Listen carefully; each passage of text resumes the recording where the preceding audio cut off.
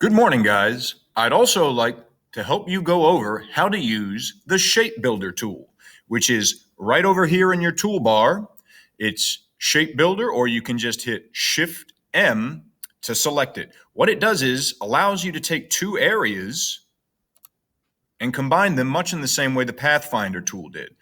If you hover over it and it's possible to make it into a shape, it'll have that gray dotted pattern right there. Can you guys all see that? And then it's just a click and drag over to another area, and it unites all areas that shape overlaps. So if I were then to take this and drag it to more overlapping areas, use my selection tool to select all of the shapes, I can then select what I want to become a whole shape. So this kind of looks like a foot or a boot to me.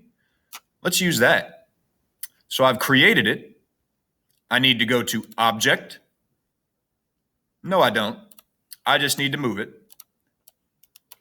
And I was able to create that using the Shapebuilder tool. But let's see what other interesting shapes we can create if I bring these over to here. That's a lot of shapes together. Let's select them all and see what I can get. This is kind of an interesting shape. No. Let's use this.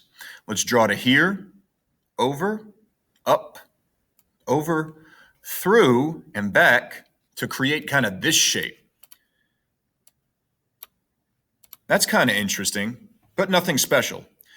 All I want to get to you is that you can use the Shapebuilder tool to combine certain areas the same way you can use the Unite Pathfinder tool.